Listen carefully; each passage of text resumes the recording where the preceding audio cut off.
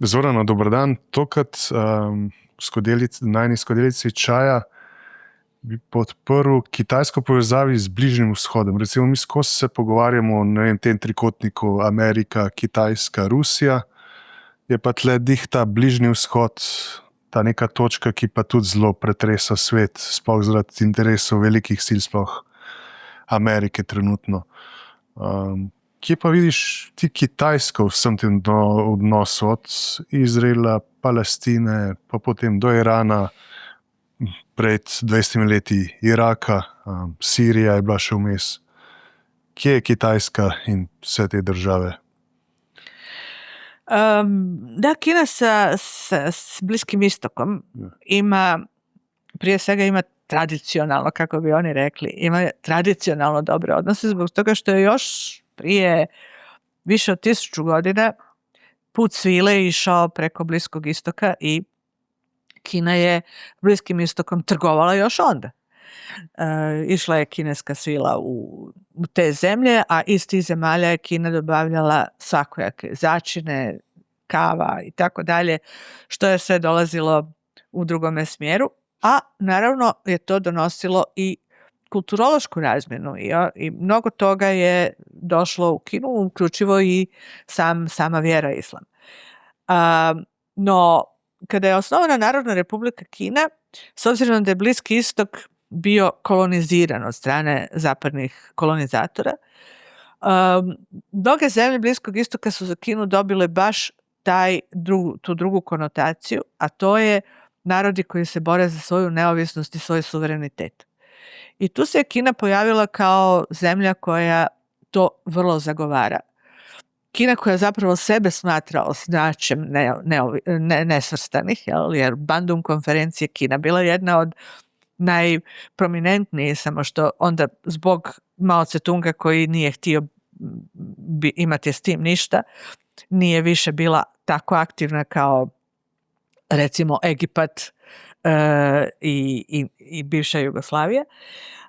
No, Kina jest zagovarala te principe na kojima su utemeljeni nesvrstani i ona je podržavala sve zemlje Bliskog istoka koje su se borile za svoju neovisnost od kolonizatora. I onda naravno je posebno sentiment imala za Palestince i za takozvanu palestinsku stvar, kako su to Kinezi nazivali, a to jest borbu palestinskog naroda imati vlastitu državu. Tako da je Kina još u vrijeme Mao Tse-tunga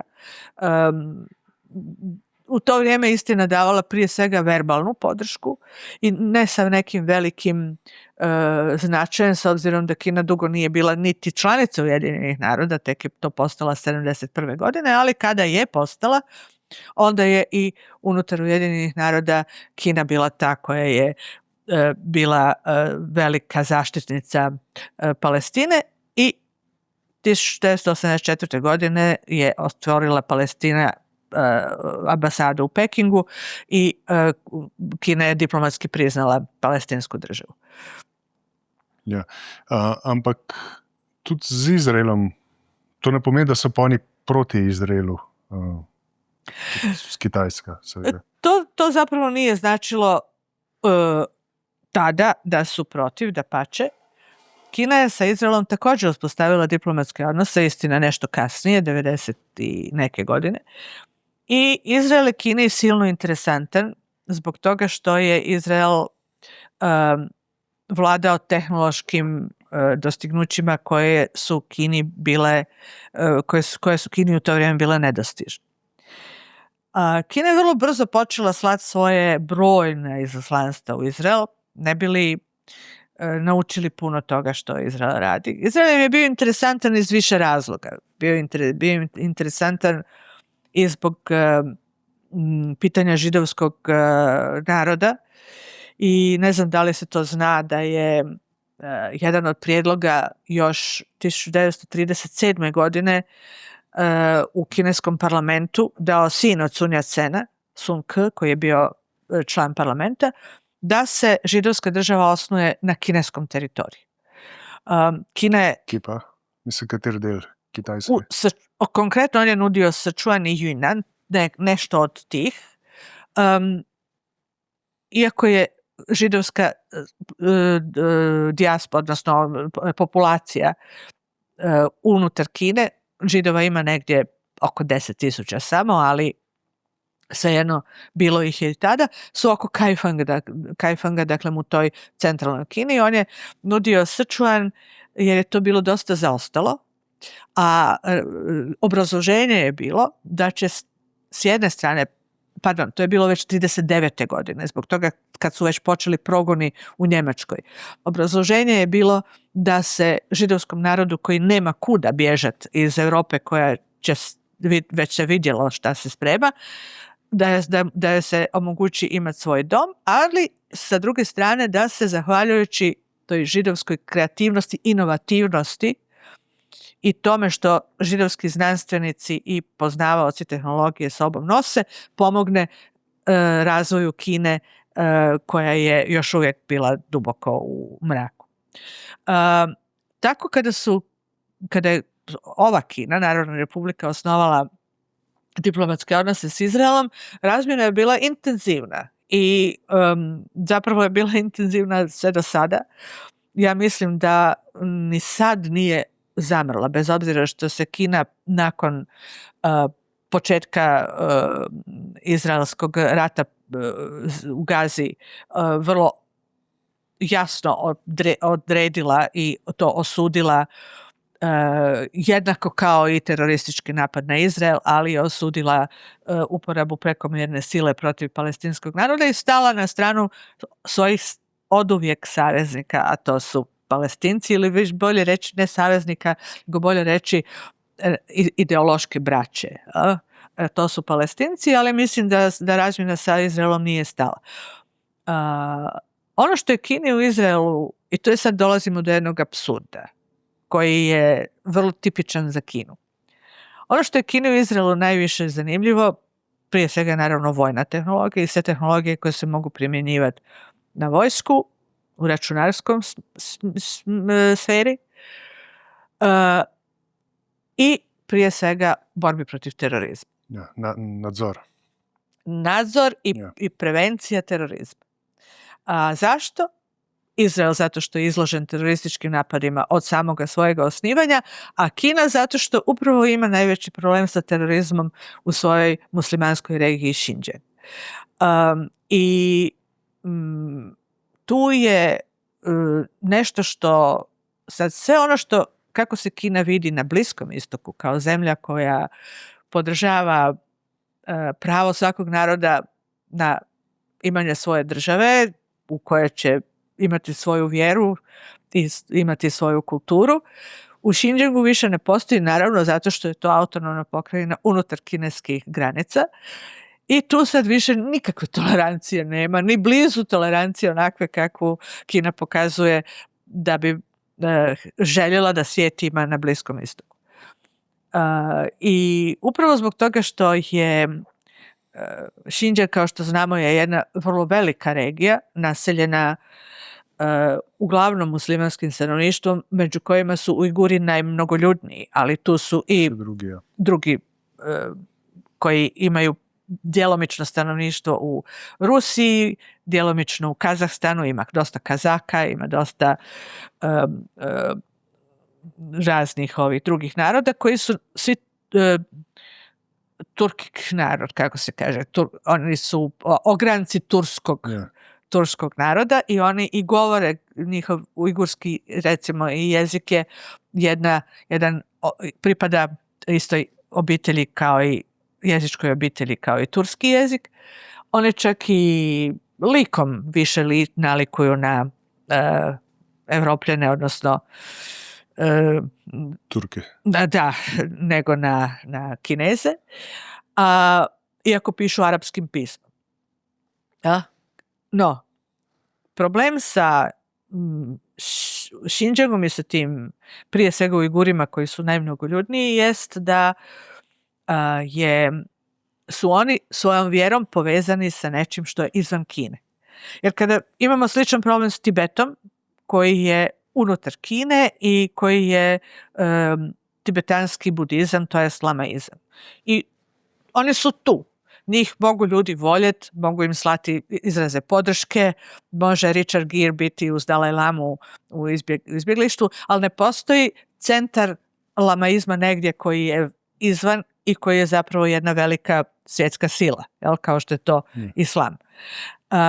Sa Xinjiangom je Kini to problem, što su kineski muslimani svojom vjerom povezani sa nečim što je izvan Kine i što, kao što su Kinezi vidjeli, može se okrenuti protiv Kine u nekim radikalnim vidovima, u nekim radikalnim svojim oblicima, kao što je džihadizam, koji se je približio samim kineskim granicama u vrijeme Al-Kaide, a onda poslije i ISIS-a. I Kina nikako ne želi da takve džihadističke, ekstremističke organizacije Kinu stave na svoju metu, da se okrenu protiv Kine kao protiv zemlje koja ugrožava njihove muslimane, dakle braću po vjeri, i sve čini da u drugim islamskim državama, osobito na Bliskom istoku, ima vrlo dobre odnose s tim državama, kako bi odagnala njihovu veliku pozornost na ono što se događa u Xinjiangu. Naravno, ne smijemo zaboraviti i onaj drugi dio kineske ljubavi prema Bliskom istoku, a to je nafta, jer Kina je zemlja koja je ovisna o vanjskim izvorima energije. Ona sama proizvodi ispod 10% nafte i to je zanemarivo, a sa Bliskog istoka uvozi blizu 50% od svojih ukupnih potreba, što je ogromno. Tako da je kineska i diplomacija i vanjska politika, a onda i ova retorika koja se odnosi na tu to bliskost po povijesti i po ideologiji je vezana i uz naftu. Zakaj so pa Kitajci zelo preučujejo tudi te kibuce, naseljbine izraelske? S kakšnim razlogom? Pa zato što su im oni bili nalik na njihove narodne komune, koje je Kina osnovala tijekom velike kulturne revolucije, odnosno gdje je, kada je to kada je zemlju zapravo okupila u komune, tako da nitko nije pojedinačno vlasnik zemlje, a ona se kolektivno obrađuje. I njih je zanimalo kako je iskustvo kibuca koji pomalo liče na to, kako održavaju proizvodnost, što je njima ključno, jer u tim narodnim komunama su imali vrlo različita i često negativna iskustva, i kako održavaju entuzijazam ljudi za kolektivnu proizvodnju ako nisu osobno u tome vlasnici i ako ne vuku iz toga osobni profit. Tako da su odlazili Kinezi proučavati. Mislim da nisu pretjerano ništa primijenili, zato što je Kina specifičan slučaj i teško je to bilo što preslikavati, ali definitivno im je Izrael bio iz više razloga interesantan i zbog kibuca, ali ipak najviše zbog toga htjeli su zapravo doći do toga kako se potiče ta inovativnost i kako se dolazi do toliko tehnoloških pomaka unaprijed kao što je to Izrael pokazao da može. Recimo, saj meni, ko sem bil na Kitajskem, ko sem pogledal kakšne časopise ali pa spletne strani, pa recimo takrat je bilo, ko bi rekel, trpljenje v Gazi najhujše možno, ampak v medijih tega praktično ni bilo. Mogoče v časopisu 10 vrstic, nekje na 16. strani, levo spodaj, ali pa tudi po televiziji, pa ne samo Gaza, tudi ostali globalni problemi so v kitajskih medijih praktično jih ni. So samo, kako se Kitajska doma razvija, kaj so na novo naredili, mogoče samo odnos z Ameriko, pa kaj Trump ali pa še prej Biden povesta, pa še to, kaj povesta o Kitajski drugače. Ne znam da si primijetio, ali Kina jako ima otpor prema prikazivanju na svojoj televiziji koji ugleda gotovo cijelo stanovništvo, dakle debelo preko milijarde ljudi, ima veliki otpor prikazivanja bilo kakvog masovnog trpljenja, pokreta, demonstracija, izlaženja na ulica i naravno i ovoga, gdje si mogao vidjeti palestinski narod koji se okuplja oko nekakve hrane koja se dijeli. I razlog zbog čega Kina ne voli to objavljivati je ne želi poticati nikakve sentimentalne reakcije svojeg stanovništva na takve slike. Ovo već što su pokazali, koliko jesu, o Gazi je izazvalo na kineskim društvenim mrežama snažni antisemitizam. Snažni, ali baš antisemitizam. Ne kritiku, ne objektivnu kritiku Izraela, nego antisemitizam i Kina to ne želi. Kina zapravo ne želi nikakav sentiment koji bi izlazio izvan kontrole. A osobito ne nacionalistički, još manje ne šovinistički i još manje ne sentiment koji bi bio usmjeren ka nekoj državi s kojom Kina ima problem, ali ne želi pretjerano zaoštravati odnos.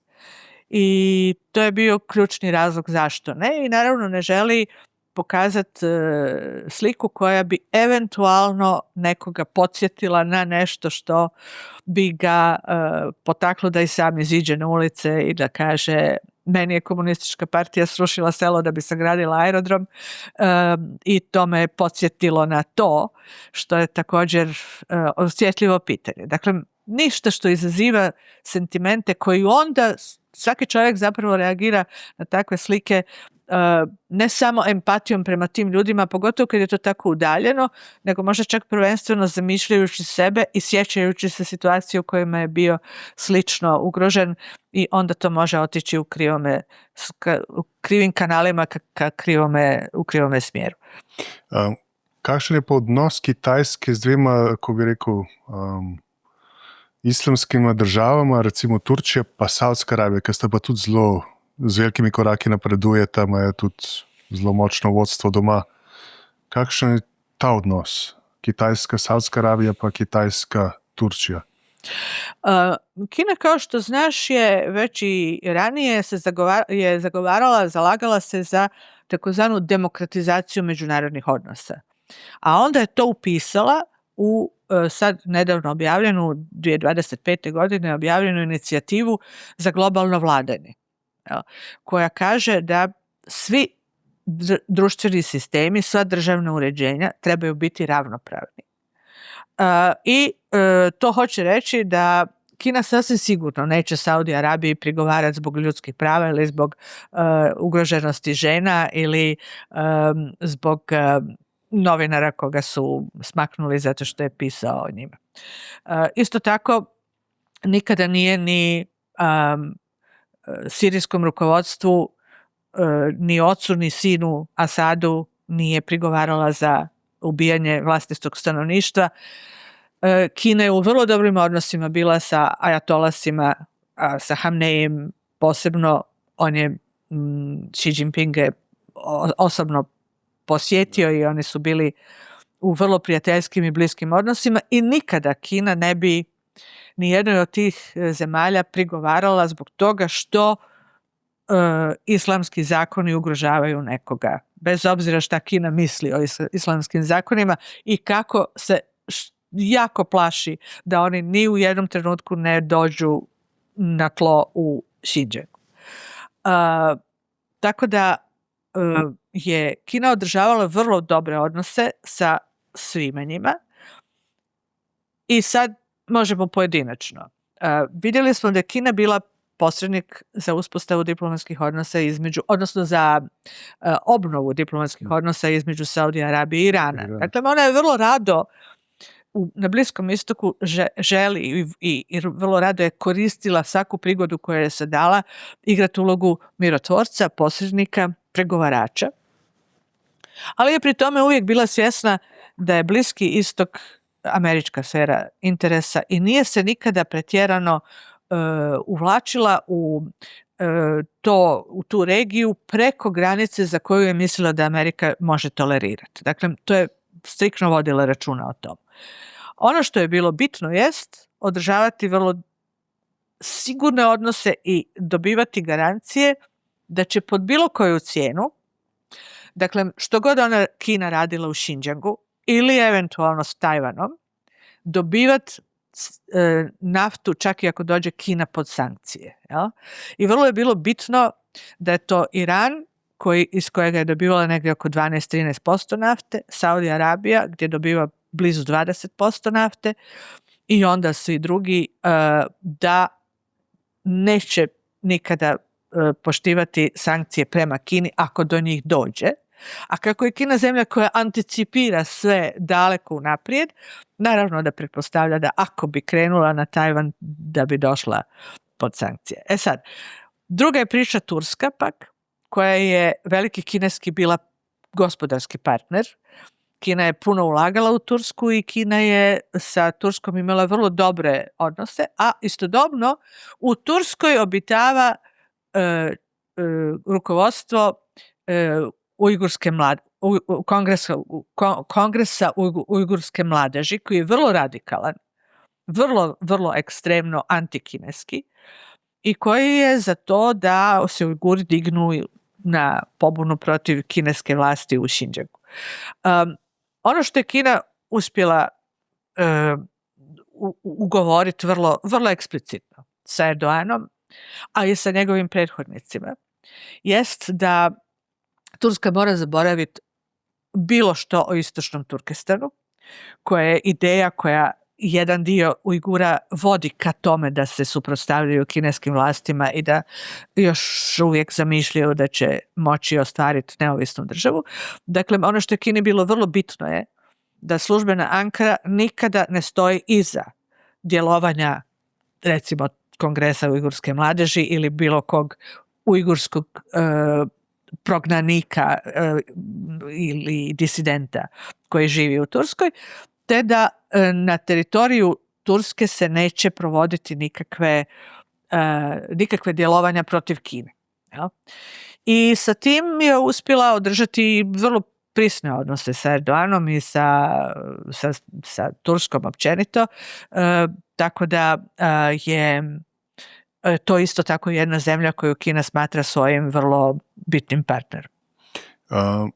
Pa je tle kakšen interes, prej si omenila tudi to trgovanje z nafto in prek Irana in prek Saudske Arabije, da se tle trgovanje zamenja valuto, da gre iz tega dolarja, ki se mu reče petrodolar, premakneva petrojuane.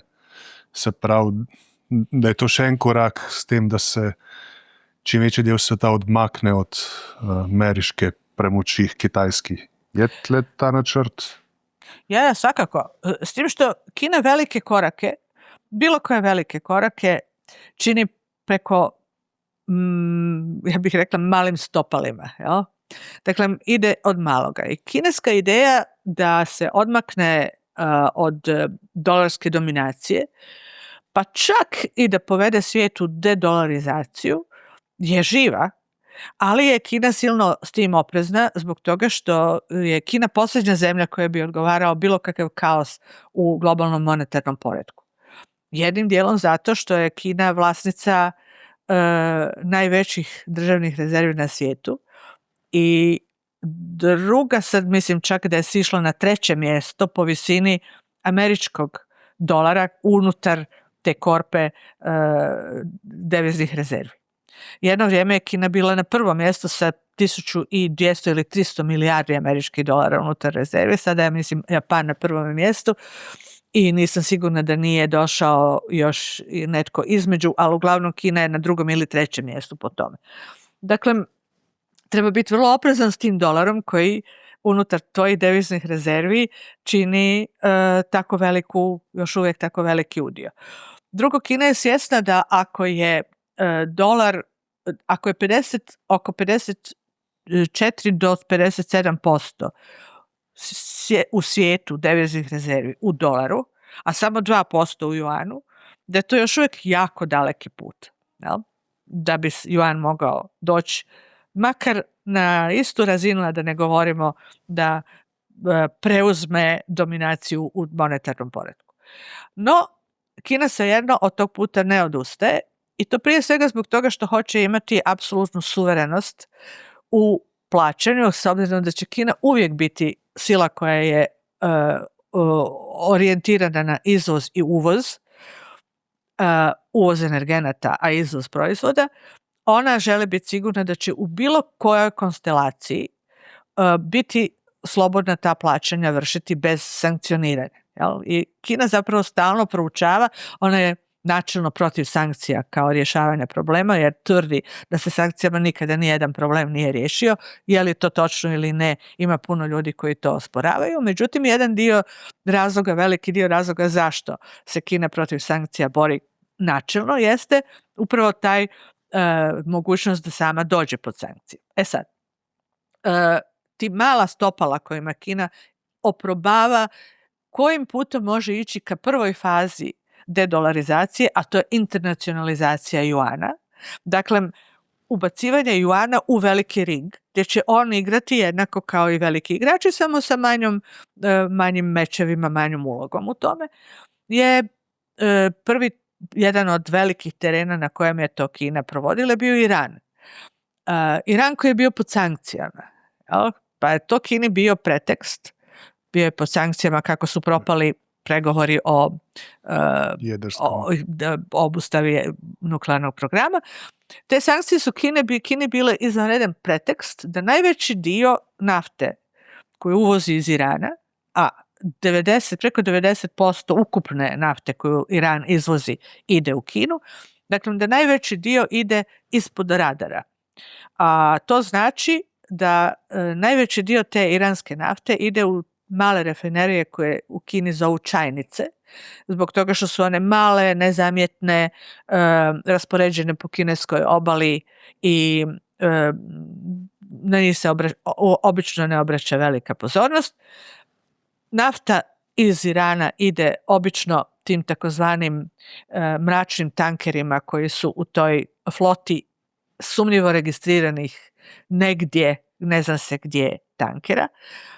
Vrlo često je usmjerena na međulokaciju negdje u Maleziji ili u jugoistočnoj Aziji, gdje se onda preimenuje i ide za Kinu, a da se to ne registrira kao kinesko kršenje sankcija. Ali zato je plaćanje u juanima. I tu je bila zapravo ta eksperimentalna platforma gdje je juan postao petrojuan, zato što je juanom plaćena nafta koju Kina dobavlja, a onda je to prešlo u nešto malo više kada je Iran postao članica BRICS-a i kada su se i druge zemlje ponudile da će također prihvatiti kineski prijedlog da trguju sa juanskim obračunom. Da se obračun robne razmjene između nekih članica BRICS-a i Kine vrši u juanima. Međutim, ovo je bio tako jedan zanimljiv eksperiment zbog kojega neki teoretičari cijelog ovoga kaosa tvrde da je ključni motiv Trumpa bio da spriječi petrojuan i izbacivanje dolara iz igre i vidjeli smo doista da je Iran u jednom trenutku kada je se postavljalo pitanje hoće li otvoriti Hormuški tjesnac ili ne, postavio uvjet da hoće pod uvjetom da se nafta plaća u juanima. Što je bio interesantan iskorak koji možda doista ukazuje na to da je jedan od motiva, ako ih Trump uopće ima svjesno oblikovanih, bio i to da se zaustavi Kina na tom svom eksperimentalnom polju gdje se juan pretvorio u petrojuan. Ampak tole prijateljstvo s Kitajske na Bližnjem vzhodu s temi državami pa ima tudi neke omejitve, recimo ko je katero od teh držav pod napadom Amerike, Izraela, tla ni kitajske pomoči na terenu v smislu vojske, orožja, da bi se recimo ali Palestina ali pa Iran ali pa nekoč Irak laže obranila pred napadom. Da, Kina zapravo i jako odmjerava svoje interese u svemu tome. Kina je bila, jedini puta kada je Kina poslala svoje ratne brodove u Sredozemlje je bilo kada je Sirija bila u velikom ratnom plamenu. Zašto? Opet iz vrlo kineskih interesa, zato što je jedan dio radikaliziranih ujgurskih boraca koji su vrlo odlučni boriti se za neovisni Turkestan, se borio na strani pobunjenika protiv Asadove vojske u Siriji. I Kina je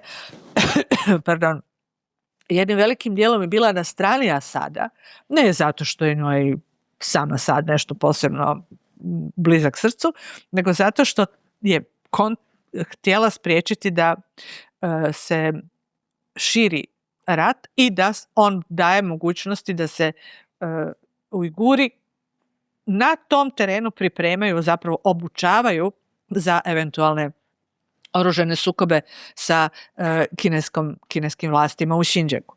Ali inače, sve dok ne postoji direktni kineski interes, poput ovoga, Kina će retorički osuditi napad koji nije dobio odobrenje Ujedinjenih naroda, Vijeća sigurnosti, osuditi agresiju, pozivati sve strane na suzdržanost i na čim prije uspostavljanje mira, međutim sama se neće ni na koji način uključiti. Eventualno, sad postoje nekakve mogućnosti da je Kina ustupila svoje radarske slike, svoje satelite, da bi Iranu, da bi dobio neke podatke koji su potrebni, koje može dobiti samo. Sa toga ja mislim, ako i je, da je to vrlo ograničeno. A sve drugo se svodilo manje više na slanje humanitarne pomoći koje je Kina poslala i Iranu, kao i prije toga Gazi. No, Kina je vrlo svjesna da je u ovome trenutku njen kompletni fokus i ono što Kina kaže, srž nacionalnih interesa je Tajvan, sa kojim još ne znamo što će se dogoditi. I bez obzira što da se dogodilo, Kina ima cilj staviti Tajvan pod svoju potpunu kontrolu. I u svemu tome je Kini apsolutno najvažnije kako će na to reagirati Amerika. Prema tome, prije nego što možda bude prinuđena sukobiti se s Amerikom, da li oružano ili na bilo koji drugi način oko Tajvana, Kina ne želi pred sukob sa Amerikom u nekoj drugoj regiji, gdje su američki interesi isto tako vrlo jasno definirani i koja je već odavno bila američka sfera interesa, sa kojim ciljevima koji bi bili prije svega principijelni ciljevi i možda ciljevi osiguranja većeg pristupa izvorima energije, energenata nego što ih ima do sada.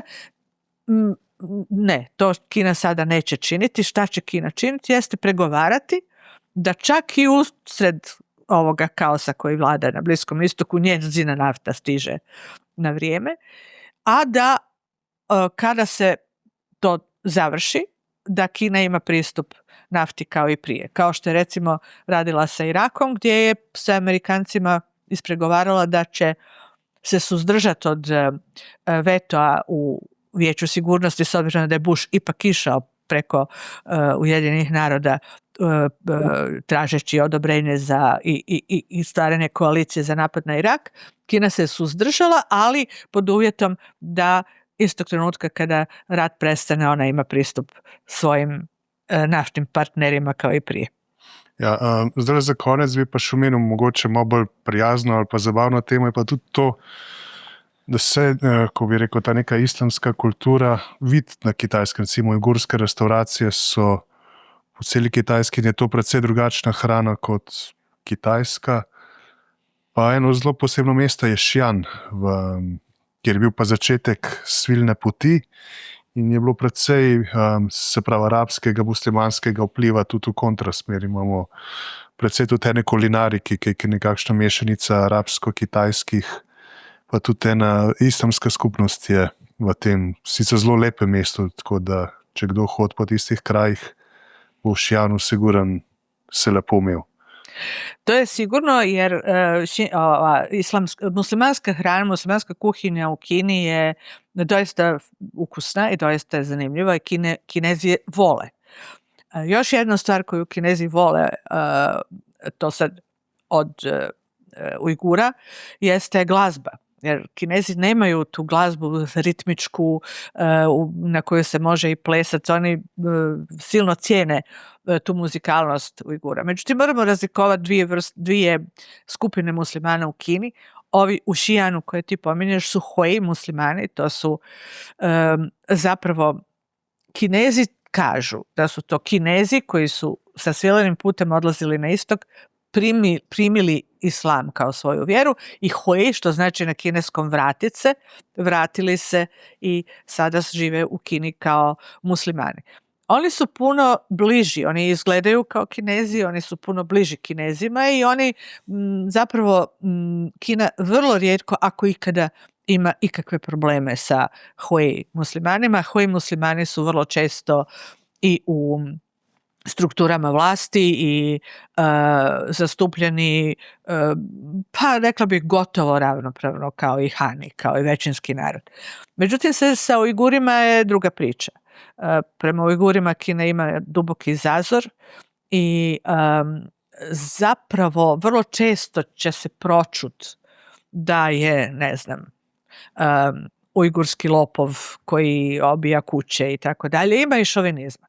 Kada se situacija u Xinjiangu zagusti, kada postane iz bilo kojeg razloga kritična, hoteli diljem Kine odbijaju primiti Ujgure uopće kada dođu na recepciju. Tako da daleko veći šovinizam postoji prema Ujgurima nego prema Huima i opet kažem, to je najvećim dijelom zbog toga što su Ujguri neovisni identitet koji je od Kine toliko različit i koji je utemeljen na islamu, a dok su Hui narod, makar bili vjerni, puno manje inzistiraju na tom vjerskom identitetu nego Ujguri. Zorana, hvala lepa. Prišli so do konca še ene epizode, mislim, da zelo zanimive. Tako da, do naslednjič. Hvala tebi. Ja. Vidimo se na sljedećem čaju. Da.